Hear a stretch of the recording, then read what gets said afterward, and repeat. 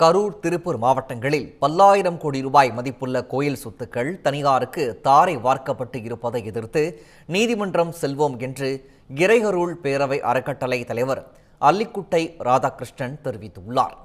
இதுகுறித்து அவருடன் நமது சேலம் செய்தியாளர் SK கண்ணன் நடத்திய கலந்துரையாடலை தற்போது நாம் பார்க்கலாம்.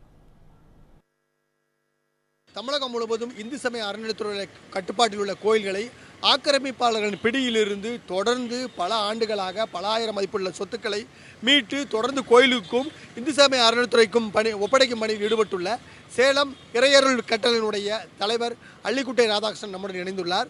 இவர் சமீபத்தில் கரூர் மற்றும் திருப்பூரில் இந்து சமய அறநிலையத்துறை கட்டுப்பாட்டில் உள்ள கோயில்களின் சொத்தை தனியாருக்கு அரசே தாரை வார்த்திருப்பது குறித்து நம்ம அவர்கிட்ட கேட்கலாம்.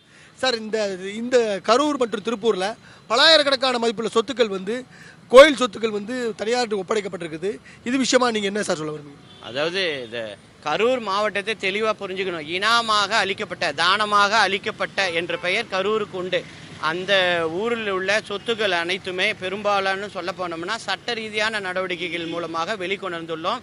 இதில் இந்த திருக்கோயில்களுடைய சொத்துக்களை பொறுத்தவரையிலும் வாங்கவோ விற்கவோ பாராதீனம் செய்யவோ அரசுக்கு எந்த விதமான உரிமையோ அதிகாரமோ கடமையோ பொறுப்போ எதுவுமே கிடையாது. ஒரு மண்ணாங்கட்டியும் இவங்களுக்கு கிடையாது.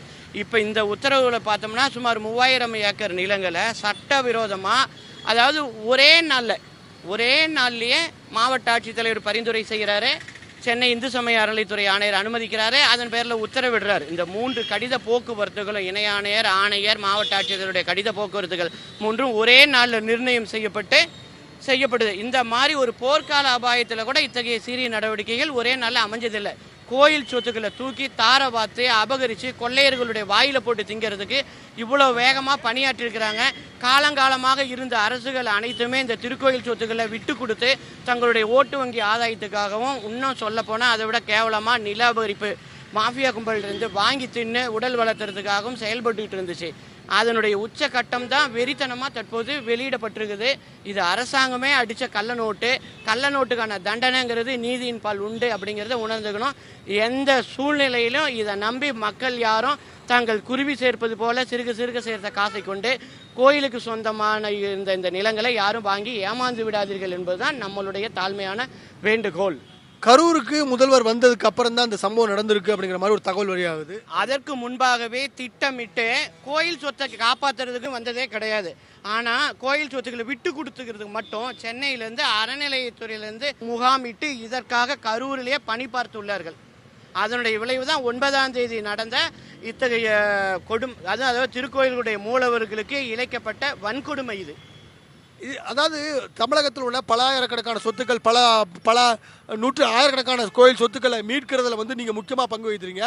குறிப்பாக நீதிமன்றத்துக்கு அவர்கிட்ட கொண்டு போய் எடுத்து சென்று அந்த சொத்துக்கள் எல்லாம் மீட்டுறீங்க. இந்த விவகாரத்தில் நீங்கள் அடுத்த கட்டமாக உங்களுடைய நடவடிக்கை எப்படி இருக்கு சார்?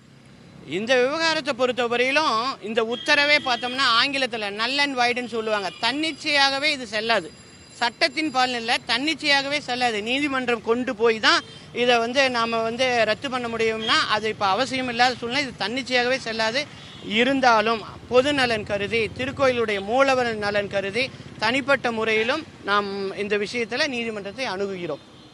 அதாவது கரூர் மற்றும் திருப்பூரில் பல ஆயிரம் மதிப்புள்ள சொத்துக்கள் கோயிலுக்கு சொந்தமான சொத்துக்கள், அறநிலையத்துறை கட்டுப்பாடு இந்த சொத்துக்கள் தற்போது தனியாருக்கு தாரை வார்க்கப்பட்டிருக்கிறது. இதற்கு எதிராக தமிழகம் முழுவதும் இந்து அமைப்புகள் போர்க்கொடி தூக்க துவங்கின்றன. அதே மத்தியில் இந்துக்கள் மத்தியிலும் பிற சமூக மத்தியிலும் இந்த அரசின் இந்த நடவடிக்கை கடும் அதிருப்தியை ஏற்படுத்தியுள்ளது. இது குறித்து நாம் அல்லிக்குட்டை ராதாகிருஷ்ணனை கேட்டபோது அவர் நீதிமன்றத்தை நாட இருப்பதாக தெரிவித்துள்ளார். தற்போது அரசு பிறப்பித்த இந்த உத்தரவை செல்லாது எனவும் தெரிவித்துள்ளார். எனவே அரசு தவறுதலாக இந்த நடவடிக்கை ஏற்பட்டுள்ளது. எனவே பொதுமக்களின் மனதை புரிந்து கொண்டு அரசு செயல்படும் என எதிர்பார்க்கிறோம். இதை நீதிமன்றத்துக்கு எடுத்துச் செல்ல இருப்பதாகவும் தெரிவித்திருக்கிறார். தமிழ் சேனல் செய்திகளுக்காக ஒளிப்பதிவாளர் சுமனுடன்